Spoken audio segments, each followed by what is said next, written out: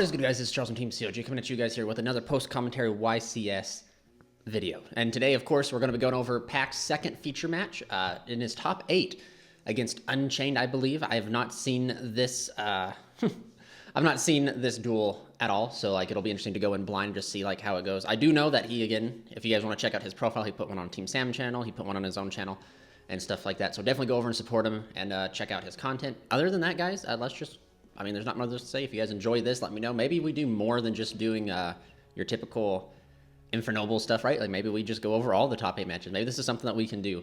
But anyway, let's go ahead and hit the play here. And so he's made it all this way. Congratulations to all the Infernoble players out there and stuff like that. There is an elusive pure list that I guess ended up topping the event, or top 32, I should say. And we've been trying to find it just because like the Sinful Spoils package is not a fan of, like, a lot of people aren't a fan of it. And some people just can't afford it. But like, you cannot deny what that does for the deck is just phenomenal, as being seen here. However, I do like, me and my buddy was talking about how like Pac's list plays like 12 hand traps, and he was going in for a slugfest of like a slugfest of hand traps, which I think is kind of interesting and cool. Not exactly like the way that I'd ever build a deck, but still awesome that it can perform that well. I don't know, man. Sometimes part of me is like, part of me wants to play like a deck like Sword Soul where like you can play like a ton of hand traps. I don't like the one of names. If you guys have seen Pac's list, he plays one of names, and like in his profile he does mention how like Ogier is definitely something you can play at a higher count, which I agree on. I think Ogier is the second best normal summon, and you should play it at a higher count. But I do see the arguability of playing. Ooh. Uh-oh. He lost the dice roll, it seems.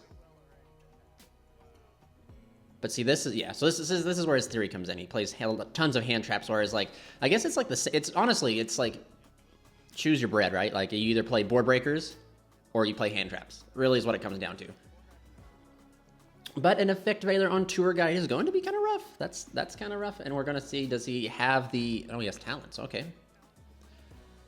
See, I feel like talents and nobles is just a straight, like, crazy. Like, go ahead, hand trap me. We'll talents and we'll see your hand anyway. We'll just rip that card from your hand regardless. So I'm trying to see what's in Pac's hand. It looks like he has Museum, Terraforming, another Museum. So he's at a Chalice. So technically he has the Ogier and, what do you call it? He has the Ogier line and stuff like that. I will be going over like, I know some people brought up, has asked a lot of questions, right? He passed. Oh my God.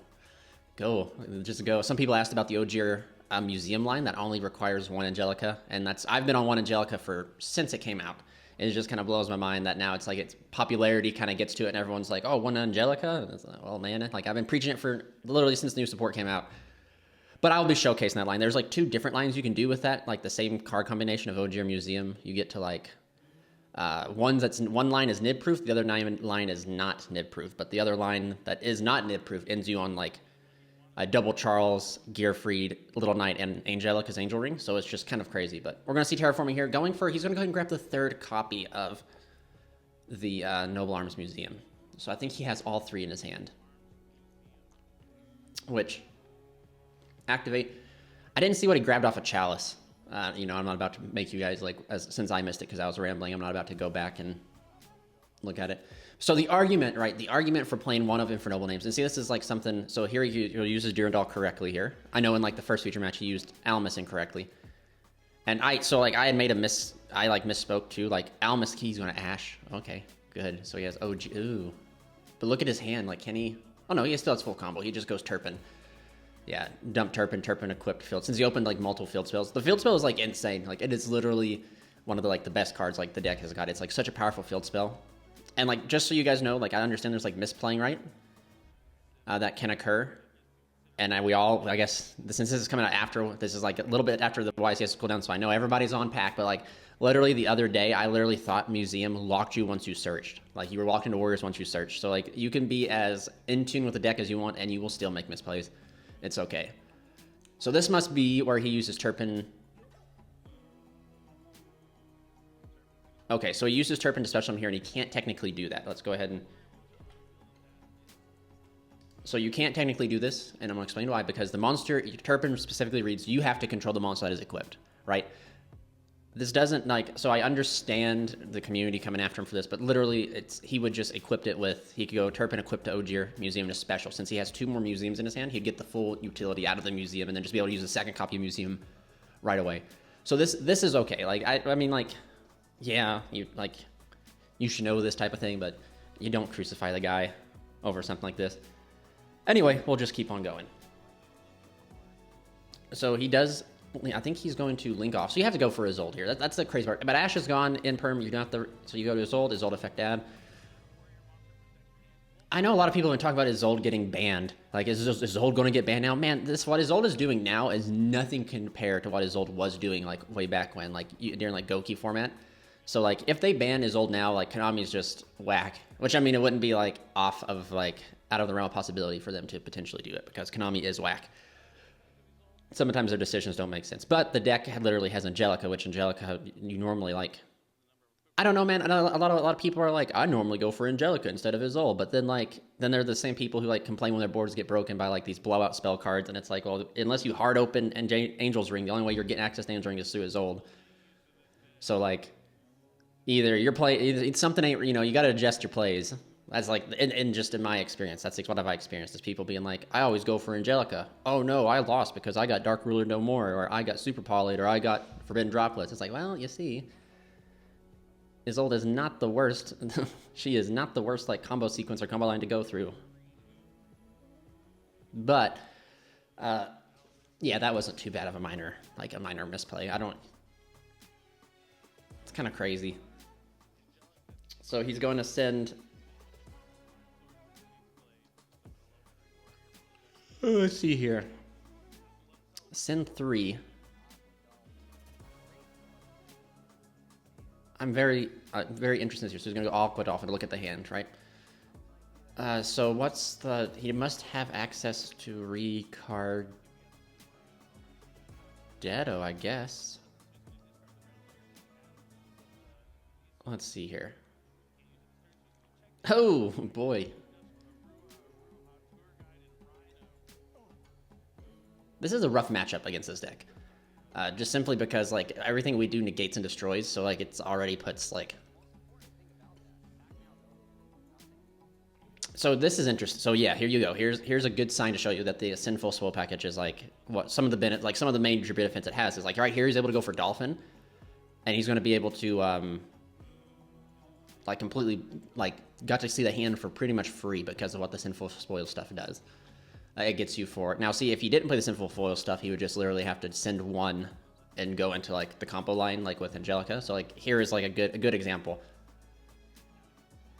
So he's going to use the Sinful Spoil. Send off the...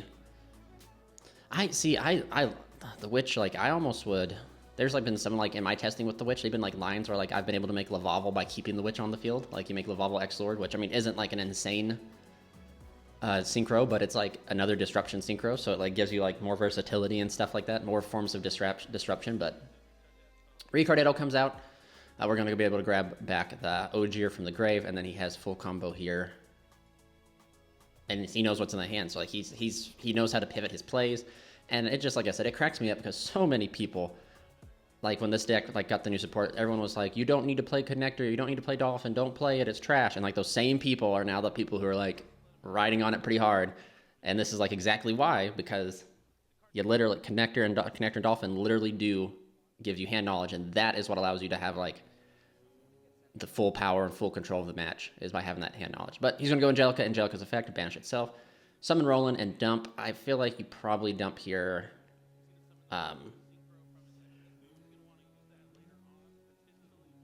You either dump the Malgus or you dump the Gearfried. So you go, yeah. He could have got away with dumping Gearfried, actually, if he wanted to. Shuffle back the 1 of names, I believe, is the correct call. So if he would have gone like Gearfried, he could have like used Ogier's effect to attach, move it forward, special it, and then like use the second field spell he has to get Almas grab back Gearfried.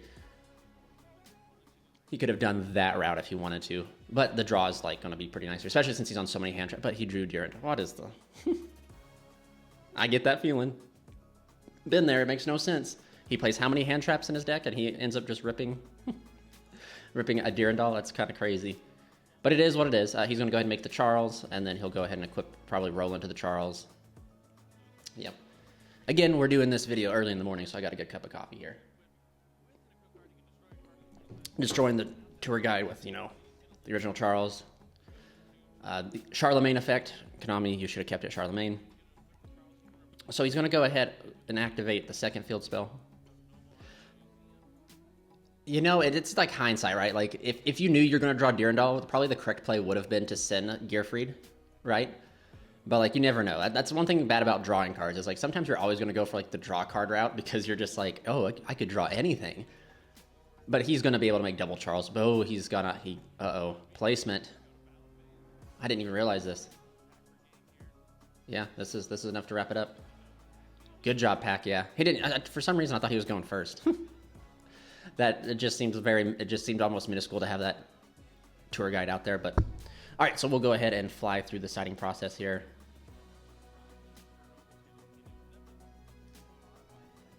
I'm not happy, Billy. I don't want to see Rise and Infernobles. Like, I want to keep this deck low on the radar. Like, I want it to be solid and good enough that people can play it and be successful, but not to be like in the eyes of the ban list. But anyway, so they're gonna... Interesting. I wonder what's going on.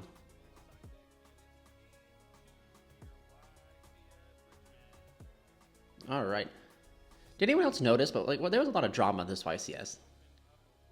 It's kind of crazy because like my brother lives only a few hours from Richmond, so like this YCS was definitely like in my ability to go to, but life had different plans for me. Life literally had like a 2023 Toyota Tacoma smacking me, so I didn't get to go. But like, it was just like a lot of drama. So we're gonna see Unchained do Unchained stuff.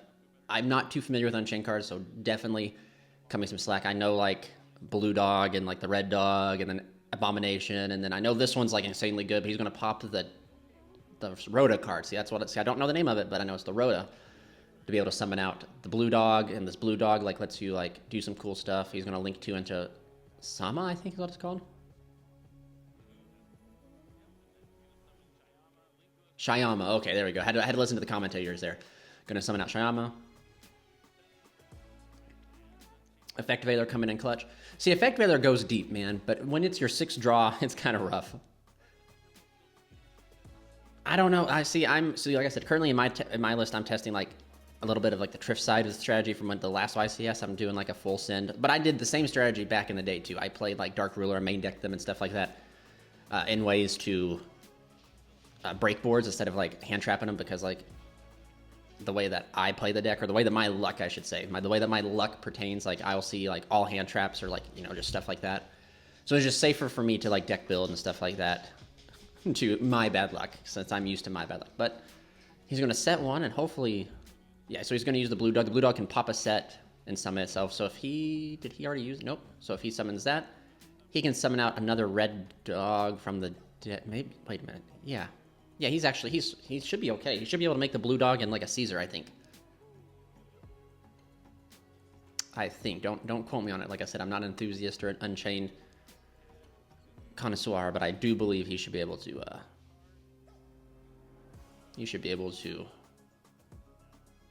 do like a link into Blue Dog. What a beautiful collector's rare. Or yeah, 25th century, excuse me. Collector's rare is my favorite rarity, but 25th century does look pretty good. So he goes into the Blue Dog. This one is the quick effect link off of your special summon. Normal summon the Sarama. That's pretty good. But so here's my argument, right? So for not playing hand traps is in a situation, and it could also change, right? The situation can also change, but from what it looks like, right, is that he opened only one hand trap, and most decks can plow through one hand trap, minus like the game one, the one effect trailer was enough, right? Now, arguably, like if the Unchained player had opened just a little bit better, he could have dodged that effect veiler by opening, I think, the Red Dog. Yeah, opening Red Dog, he could have just dodged it, I believe. I don't think the Red Dog has to target Unchained cards. But one hand trap normally does not stop a deck. Even like in the like sitting in the reverse seat, Infernoble's like, unless you only open just like Connector, and that's your only warrior, and that's your 1-card combo, and you end up getting Imperm Durash, like, yeah, like your turn ends. But for the most part, decks don't care about one hand trap anymore. It just seems like they can really push through multiple, up to 2 disruptions, it feels like. So that's why I am opting to play a more go second strategy in the sense of like not really go second, but more blowout cards and stuff like that. Because if I'm going to see one hand trade, if I'm going to see one card in my hand that can counter the opponent's board, would I rather it be an Ash or like a Dark Ruler No More? Knowing that Ash isn't going to stop them, but knowing that Dark Ruler No More can do something. I don't know, just the difference in deck building. Again, also like deck building for a YCS versus deck building for like something entirely different too is something to take note. Like deck building for locals or deck building for like a higher event, but a YCS is different, right? So like you got to have your deck to be consistent for like however, like 13 rounds or something like that. Yeah, it has to be like they're already in like 12 rounds or 13 rounds as we speak. So like you have to have make sure your deck's consistent for that. But we're going to see special on Fenrir. Fenrir is such, if you guys have not seen his deck profile, I'll go ahead and spoil a little bit to you. He sides Fenrir and Riseheart, and I think this is so genius. I have never been a fan of siding out the Connector and Dolphin package when going second because like it's literally full combo if you go second. Like it's still full combo. Like yeah, like it does like you don't care about the hand because they've normally exhausted their hand. But my argument is that it just literally forces interaction like right off the bat. Like it's Connector is so good. But this right here, this is insane because Fenrir is just able to do so much and apply so much pressure going second that it's almost worth it. It's like when I play my decks, I like to have like I'm really OCD, so if I'm taking out 4 cards have to go in, and like a Fenrir Riseheart package would be like the perfect side in for the Connector stuff. But we're gonna see Ghost Mourner. I mean that's okay, right? He opened Ricardetto, so like it's still not the end of the world. He can maybe he goes battle phase.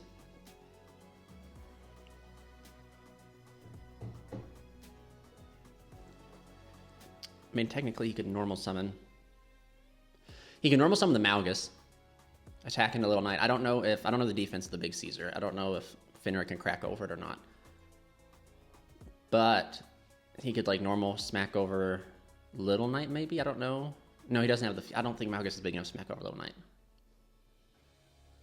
Our wizard is not that strong.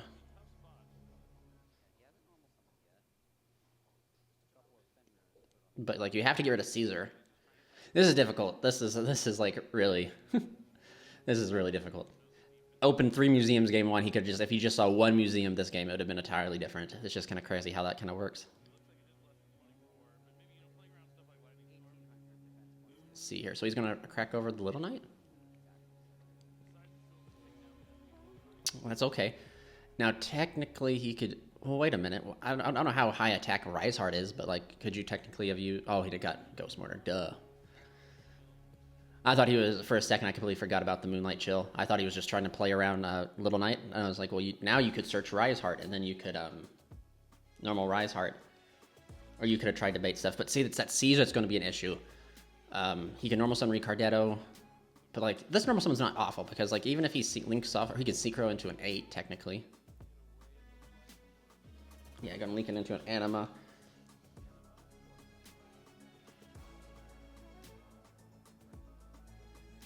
Good job for the Unchained player. Definitely keeping his monster out of the Anima zone. So good for him. Good call on his part for sure. But this right here is just gonna let him make IP, or not IP, SP.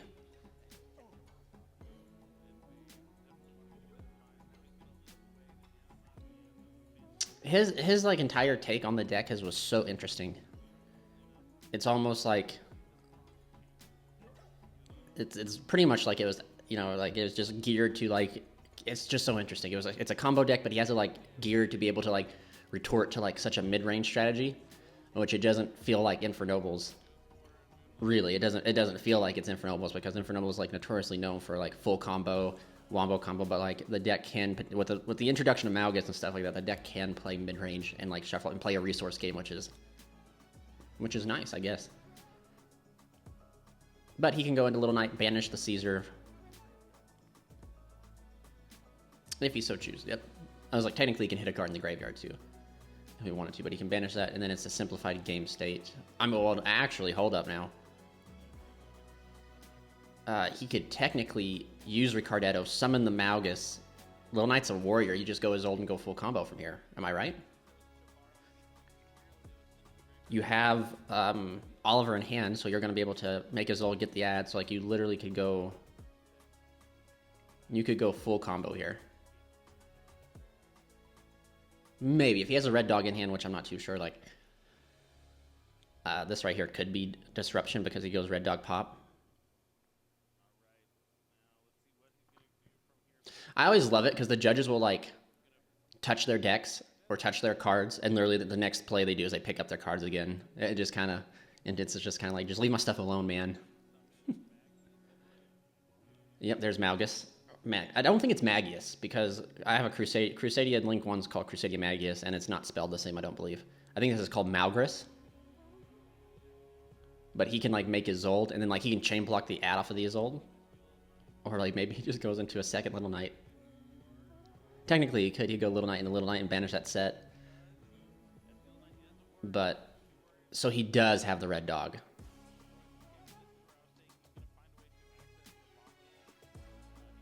Yeah, so worst case scenario. So for all those people who wonder, is 2 Little Knights necessary? Well, here you go. You can see that the second Little Knight could have came up here. But we're going to add Gearfried for a follow-up. Gearfried is such a phenomenal card. I don't know if I've said it a couple times throughout my my Yu-Gi-Oh history, my Yu-Gi-Oh career, or my YuGiOh Yu-Gi-Tubing career here, is that my first card my buddy gave me was like Phoenix Gearfried. Not Immortal Phoenix Gearfried, but like just the normal Phoenix Gearfried. I still have that card to this day. Yeah, so he needs to summon out Abomination. I think, yeah, and then pitch a card to pop the Isolde, because Isolde, even right now, Isolde can't resolve. Isolde just can't. He can't allow his Isolde to finish Rhino, pop Isolde. I mean, so now he can like, no, he can't. He doesn't have enough targets for Malgus to shuffle back stuff. And he only has Oliver in hand. I don't pitch to summon Oliver. Interesting. I don't understand. Is he just trying to wall up? Would it just be better just to like scoop it up and go into the next game? Because like, I don't think there's any way you beat this. I mean, that's kind of interesting how it would actually, like, so like a lot of the controversy of his deck is 2 IP or 2 SP needed, and this is like where 2 SPs like probably could have changed the state of the game completely. But even then, I think like it targets, so like he could have chained the red dog in hand, so like it doesn't matter actually. I think both outcomes equal the same thing. It's just you had a more likely of a success if you went Isolde and they didn't play correctly, or they messed up or something like that. So, all right, I'm listening to the commentators. They caught the Turpin summon. That's what's happening. Is they caught the Turpin summon, so they're giving him.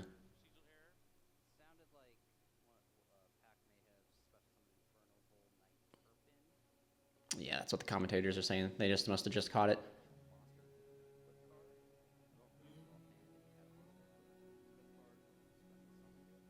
That is interesting.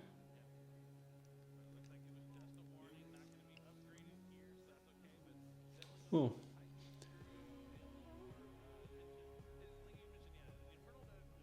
So like, just wrap it up, man. I hate just like right here. Well, I think they're still communicating with the judges. I don't think it's the players sitting here thinking, which is kind of one of my most like pet peeves, is like the judges really take their sweet time sometimes when they're doing stuff on the thing. I think it's just you go to game 3, man. You just go to game 3. Go to game 3.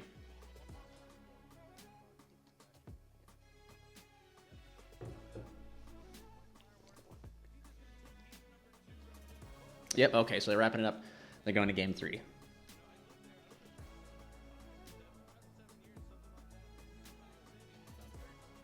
Okay, there we go. So Effect Veiler faithfully in the hand again. So we're going to see the normal summon. We're going to see Connector. So I'm trying to see what's in his hand. Normal summon, use the effect. He has, was that a red, is that red layer? No, it's Ricardetto. Faithful Ricardetto, man. Ash on that. But it's okay because like literally a museum's going to get him through it. Museum's going to be able to grab him Durandal. Durandal's going to be able to grab him Flint Lady or any like special summonable monster. Warrior monster, probably, per se. Well, since he has Ricardetto in his hand, he could like do like some pretty crazy stuff, actually. He doesn't like, he's not just restricted to like doing like things. He could go for Angelica if he wanted to. I have him Ricardetto. If he really wanted to, he could probably. It looks like he opened the one Sinful Spoil card you don't want to see. And from what I understand from watching and testing the stuff is you don't care, like you always want to see Wanted. You don't mind if you see the Witch, but you never want to see the Snake Eyes card, the other one. That's the brick. That's the card you don't want to see. But I mean, like, is it? I don't think it's really a brick because like you just activate it, right? If I remember correctly, you can just activate and just summon off a level 1. But he's going to go into Isolde. But like, so hypothetically speaking, he could have gone a different route if he really wanted to. He could have. The man has another hand trap. The man has Moonlit Chill. It's kind of rough.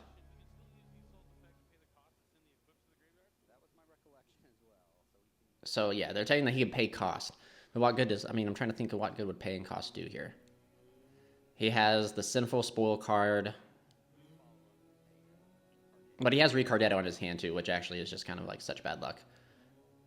But he can, well, wait a minute. He could pay cost, send for, use the Sinful Spoil card, if I remember correctly, and then like summon out Renaud effect on summon, add back like one of the cards you send for cost, right? I can't remember. I just don't remember off the top of my head. Like the Snake Eye stuff, I can't remember if like you need it to send, you don't have to send a Witch, you have to send a face-up card. So like you could do something like that. Again, you're just getting to pretty much SP control, I feel like. Yeah, so he's going Snake Eye, sending the field spell. I just think you should have paid cost because you could summon out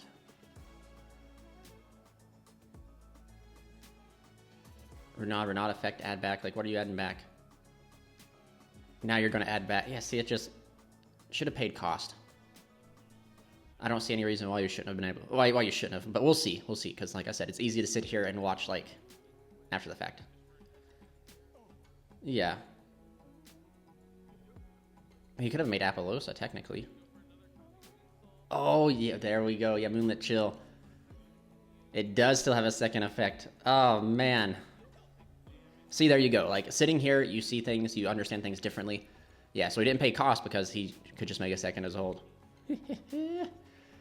You don't, and see, there you guys go. Right here in the YCS, people still blindly hit his old first effect. It's kind of, it's insane, really.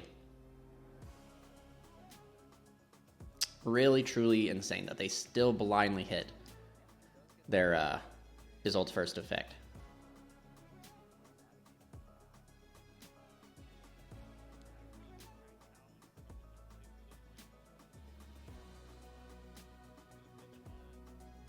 Yeah, I mean, however, like if he just, well, it has to be on the summon. So that's why I think Moonlight Chill is not a fantastic card. I like her artwork, I like what she does, but I do not think she's like fantastic compared to if that was like Impermer Veiler, he could have just waited for him to activate the send effect and then hit it, and then it definitely would have been like a different, like he would not be able to go like full combo like he is here.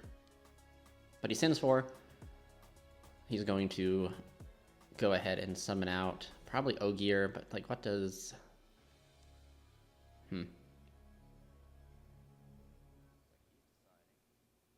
he can summon out Ogier here. Ogier dump. And then like you can go Dempsey. You haven't used a Renaud's effect, so if you play 2 Renauds, which you arguably I still think playing it like Renaud is like hands down one of the best cards in the deck. You should definitely not be playing just one of them. But I think he is. So like right here, like he could send Turpin, banish 2, equip Phoenix Blade, special summon, make Dempsey if he wanted to. Dempsey, add Renaud, special Renaud, use its effect, add back DDR, and then like climb all the way up into like really anything he would want. But since he's only playing one of each name,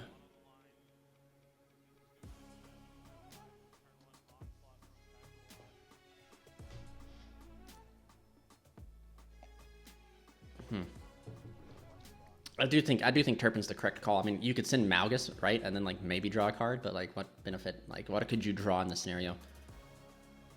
All right, so he can go Phoenix Blade, banish 2, equipped, special, go Dempsey. Yeah, just like we said. But him having that Ricardetto is just kind of rough, man. Like that's such bad. He's opened Valen like Ricardetto, I think almost an insane amount. But arguably, right, he's playing one of, like all the Infernobles are one of. So if you're playing all the good Infernobles at one, you should see them too, right? Like that's the theory. That's like the logic behind one ofs. You don't want to see one ofs unless all your cards are one ofs.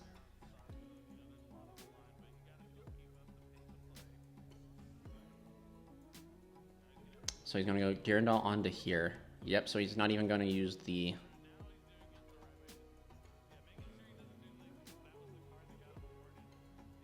Yeah, as long as Phoenix Blade's in the graveyard, but I don't think I saw Phoenix Blade. Am I just blind?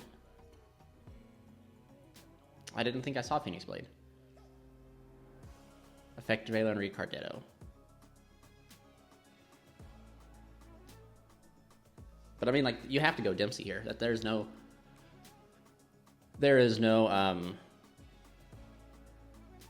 other route, really. Yeah, go Dempsey. If you wanted to like get the Ricardetto out of your hand, like technically speaking, like if you were still playing like Access to Joyous and like you're playing the Arthur, which I know some people hate Arthur and some people like Arthur's so bad, but Arthur isn't bad. Arthur does things that Dempsey cannot do. Even though they both generically do the same thing, there's just some scenarios that Dempsey cannot do what Arthur does, and this is one of them. But that's only if you want to get the Ricardetto out of your hand. Because like it's like, you know, hindsight, it doesn't matter. Oh man, like you just, yeah, he only plays one Renault, so like he has to go for one of his other one of names. Now, if he, like I said, if he played like a different Renault or played a second Renault, he could definitely have just special Renault, used its effect, grab back DDR, and kind of comboed through this entire board. I just don't see Phoenix Blade being sent, which is interesting. But now he can like banish Ricardetto using its hand effect to summon out the Malgus. It becomes a tuner.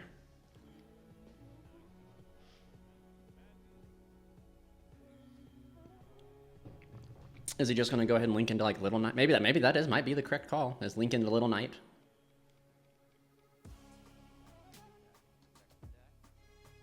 Or actually, he can. He's not warrior locked. No, he is warrior locked because he used the effect. Yeah, once you use that effect, I believe you get warrior locked. Oh, maybe not.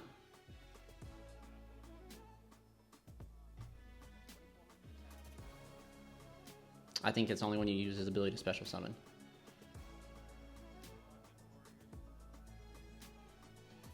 Yep, so that's correct. The only thing, it's just kind of like, I just have it in mind, but like I just have it like ingrained in my mind because I just never want to like misplay and summon a non-warrior when I'm warrior locked. But he's just going to make a Link 3 Appaloosa, which I mean isn't like terrible. Malgus is going to shuffle back one. No, that's Angelica's Angel Ring. Still, I mean, like Link 3 material Appaloosa is still pretty decent. Especially against Unchained, you can just start hitting the effects. Yeah, it sucks like if they open like a decent normal summon that they can just normal summon to whack over. But like, I mean, technically speaking, maybe, I mean, I don't know. He could have gone for Appaloosa, he could have gone for an SP Little Knight too and still got the draw. Then he could have equipped it like Malgus to the Little Knight and made it unable to be destroyed by battle, so it's like, it's always there to fire off. But I think he was just going for the Slugfest. But he hard drew Gearfried. Bro, yes. You gotta be careful with Gearfried though, because it does negate and destroy, so you just gotta be very cautious of that. Man, I would go ahead and just smack Ogier onto it, man. Just go ahead and smack Ogier. Be safe.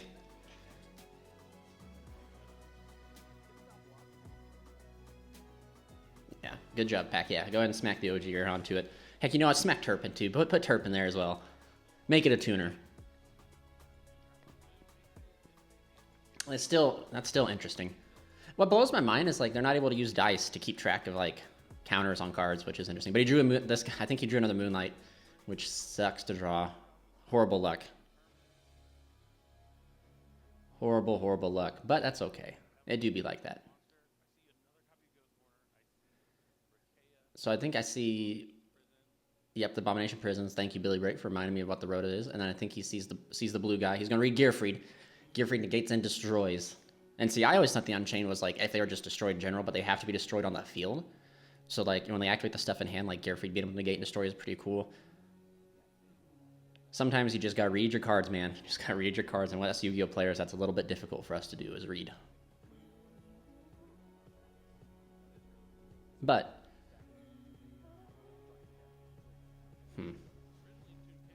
Prison's gonna do that. Interesting. Very interesting. Yeah, Gearfried. I have like the Gemini Gearfried. It's like my all-time favorite card. I love the artwork of that card too. But we'll see here. He's gonna grab. Oh yeah, because he's gonna try and like pressure, right? He's gonna try and pressure things. But I don't think there's a world where. I don't think there's a world where this Abominable. So that's Rakea, if I remember right. So yeah, he's going to use Rakea's effect to crack. Yeah, so they can destroy themselves by battle. He uses the effect.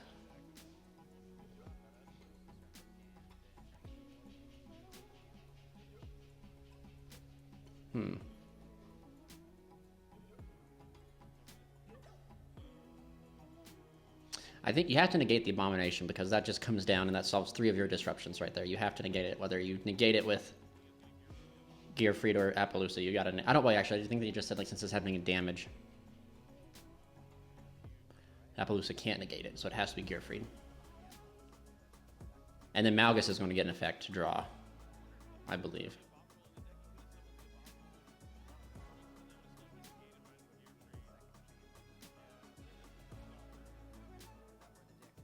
Yeah, tough spot for sure.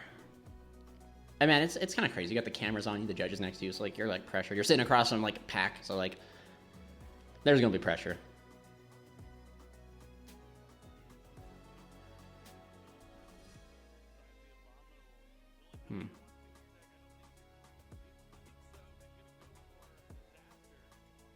The dog. And then Malgus is going to trigger, letting him shuffle back Fire Warriors, so he can shuffle back, like... Yeah, he's pretty decent. Judge wanting to read. Now they want to read cards. After they let Turpin slide the first time, they're like, we need to read everything. I would put back... And technically, you can't put back the Durandal.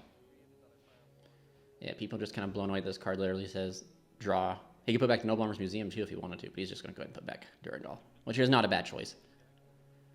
Not a bad choice at all.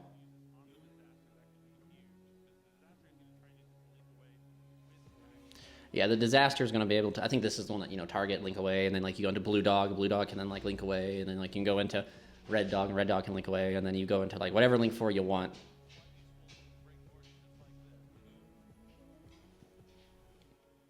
But he's going to draw, I believe. I didn't see what he drew. He still has an Effect Veiler in hand, which he's holding, which is good for him. That's still another form of disruption that he can hold on to. So he doesn't have to, like, exhaust the Appaloosa negates to make it so tiny. So he uses the effect here. And then he's in a really good spot. He can Effect Veiler here. Was that Ricardetto? Did my man literally draw Ricardetto? What a... That's insane. That is insane. Ugh. I can't believe it. I can't believe he drew Ricardetto off of the Malgus. So he's going to use that effect. He's going to chain. Yep. Yeah, that's pretty smart. I think the dog has low attack too. I think it's, if I can see correctly, I think it's like 0 attack. So like, yeah, good. Yeah, that's kind of... Typhon touches down. But see, Typhon, so first off, I was scared of Typhon. I was like, oh my gosh, Typhon's insane. But like, Typhon is like not as scary as you think it is. Like especially like part of me was like I had a full board mate. He made Typhon. I was like, oh no. And he literally shuffled back one of my monsters. Then he couldn't beat over any of the others. And then I just cracked into it the next turn. And then like it was like okay, cool Typhon. But Typhon is a very powerful card, especially in simplified game states. But he can go Heritage of the Chalice. He has to find some way to. I mean, like it's not hard. Like always remember, guys, Heritage of the Chalice can grab back from grave. So he's going to go ahead and go Noble Arms. Pay 12 again. 8 minutes in the round. He's sitting in such a very good spot. Like it's okay. It is all right. He's doing very good in the situation that he's in. So paying life at this point, 8 minutes. As long as he moves decently, he should not. But again, I mean, we already know he got this. So we already like know he's not losing in time. I mean, arguably, he still has the one Ricardetto in his hand. He could, like, make Isolde. Or not, he can make Isolde. He could, like, normal summon the Ricardetto. He's just going to go ahead and attach the Malgus there. Which I don't know. He could, like, normal Ricardetto, summon out Malgus. Wait, bear with me, right? Bear with me. Maybe you can make your own Typhon and shuffle it back.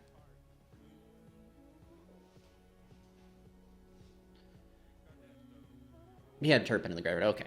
I would have just summoned out the Malgus, honestly, and then get another draw. I don't know if he had enough targets in grave to draw, but like you just keep steamrolling, man.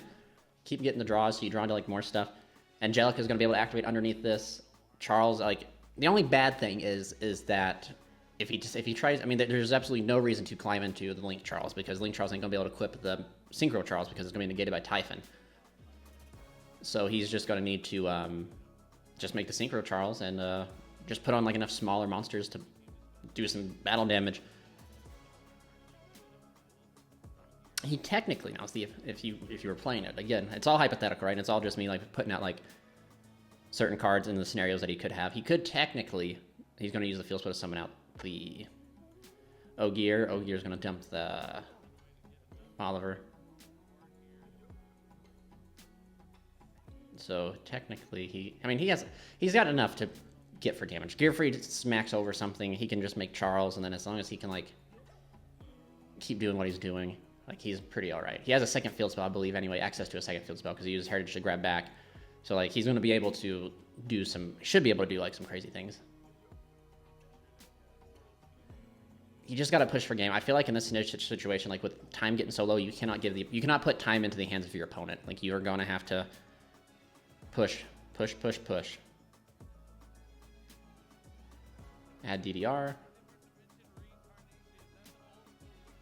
I still can't believe he didn't send Phoenix Blade in the beginning, but again, like I said, it's very easy to sit out here and be like on, yeah, Turpin target, go into Roland, go into Big Charles.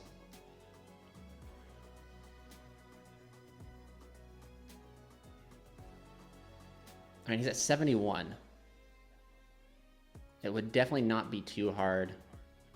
Yeah, he's dumping a Rise Heart. For no other reason except for probably to just get it out of the deck, probably.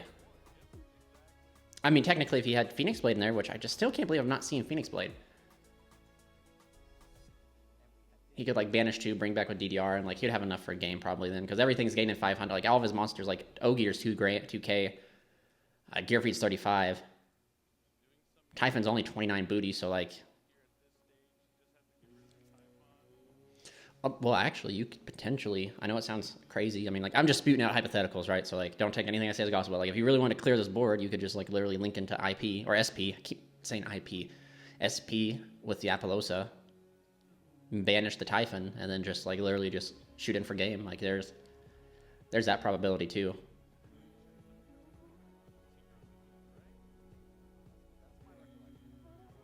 And then, like, even... But, yeah, he has just plenty on field. 25, 2,000. Yeah, this is...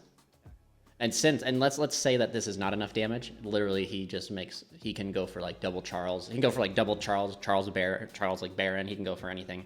And then the game's in his scenario. So there we go, pack. Top 8 feature. Good job, man. Happy to see Infernobles do their thing.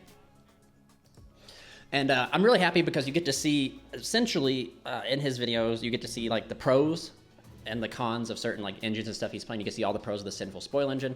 If you're on, like, the edge with that engine, you get to see just what the deck can do, almost pure in the sense of, like like at least 2, maybe out of like the entire 6 games he's played in the featured 2 videos we did, he's like opened half of them. He's opened like a sinful spoil in a way, either be Witch, Wanted, or that Snake Eyes card. So you get to see like the benefits of that, which I think is really cool. Like if you're on the edge with that card and you don't know if you want to buy the engine or use the engine, so you get to see it here. Like I said, the only thing that I really am not a fan of is the one of names. I get the logic behind it and the theory behind it, but I still don't agree with it, just because like every card technically speaking, every card in the deck is a normal summonable card and it's searchable. I don't believe you like lower your consistency of having to use those search cards to grab those cards when you could just play higher counts of them and open them. But again, he's in the YCS. I'm not. He actually, you know, I think he got top 4 if I remember right. So like he's there, I'm not. So like his theory definitely proved out for him to be correct. For this event and everything. So congratulations to the pack. And I think Judy Torres was another Infernoble player, and there was another Infernoble player. So congratulations to them too for going and representing. However, I'm telling you right now, if any of our cards get banned or touched, we're coming after you guys because it's your guys' fault. You guys put us in the spotlight. But anyway, please remember, if you guys enjoyed the content, to like and subscribe. This is Charles from Team COG signing out.